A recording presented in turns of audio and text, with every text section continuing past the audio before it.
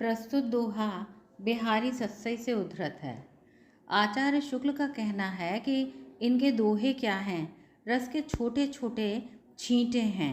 George Grierson संपूर्ण विश्व में बिहारी सत्सई के समकक्ष किसी और रचना को नहीं मानते हैं। तो आचार्य शुक्ल का कहना है कि श्रृंगार रस के ग्रंथों में जितनी ख्याति और जितना मान बिहारी सत्सई का हुआ है, उतना किसी का नहीं। इनका एक एक दोहा हिंदी साहित्य में एक रत्न माना जाता है। प्रस्तुत दोहा इस प्रकार है। जोग जुगति सिखाए सबे, मनो महामुनि मैन, चाहत पिय अद्वैतता, काननु सेवत नैन। यहाँ पर बिहारी कह रहे हैं कि वो जो नायिका है उसको कामदेव रूपी महामुनि ने बहुत कुछ सिखा दिया है, जो कि इस प्रकार है। जोग जुगति, जोग माने योग, जुगति माने युक्तियाँ, सिखाए सबे सभी सिखा दी हैं। मनो माने मानो, महामुनि मैन माने कामदेव रूपी महामुनि ने। चाहत पीर अद्वैतता, जो कि प्रियतम की से एकाकार होना चाहते हैं। काननु सेवत नैन, कानों तक फैले हुए ये नेत्र हैं। अब आप अर्थ देखिए, इसके दो अर्थ हैं। ऐसा प्रतीत होता है कि कामदेव रूपी महामुनि ने योग की समस्त युक्तियाँ, समस्त क्रियाएं मानो उन नेत्रों को सिखा दी है। किन नेत्रों को? चाहत पिय अद्वैतता, जो कि अपने प्रियतम से एकाकार होना चाहते हैं।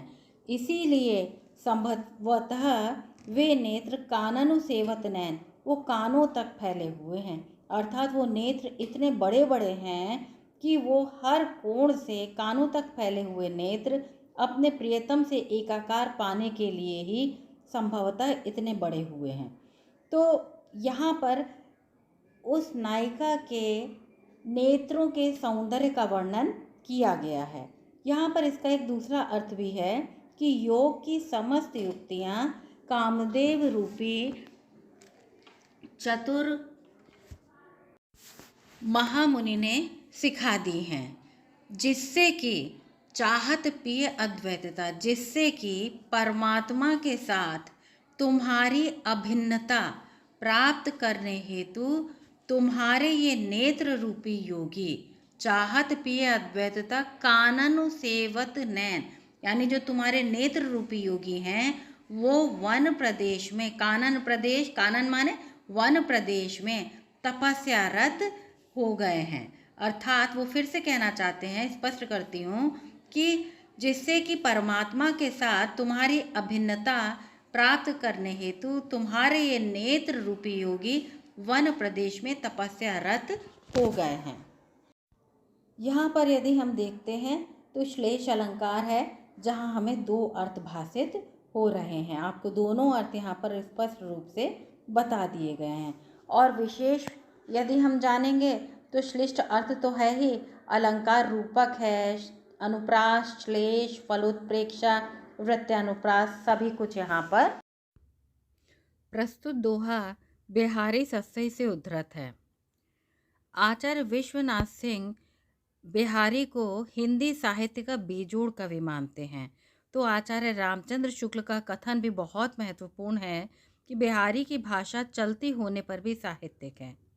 बिहारी सत्सई की टीकाएं बहुत से विद्वानों के द्वारा लिखी गई हैं, किंतु जगन्नाथ दास रत्नाकर द्वारा लिखित टीका सर्वाधिक प्रचलित और श्रेष्ठ है। अब हम यहाँ पर इस दोहे की व्याख्या आरंभ करेंगे। नीकी दई अनाकनी, फीकी परी गुहारे, तज्यो मनो तारन विरधो, बारक बारनु तारे। शब्दार्थ मैं व्याख्या के साथ ही आपको बताती चलूँगी। और जहाँ तक प्रसंग का सवाल है, ये बिहारी का एक भक्तिपरक दोहा है। प्रस्तुत दोहे में भक्त भगवान को यह उपालंब दे रहा है कि हे भगवान, आपने उसका उद्धार नहीं किया। नीकी दई अनाकनी, भगवान को उपालंब देते हुए भक्त कहता है कि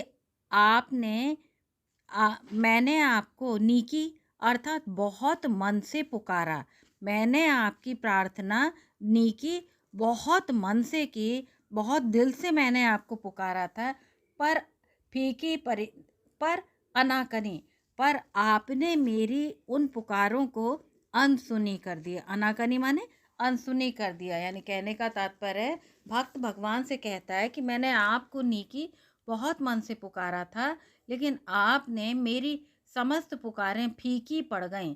गुहार माने पुकार, मेरी समस्त पुकार आपके समक्ष फीकी पड़ गईं और आपने अनाकनी अर्थात आपने मेरी पुकार को अनसुना कर दिया।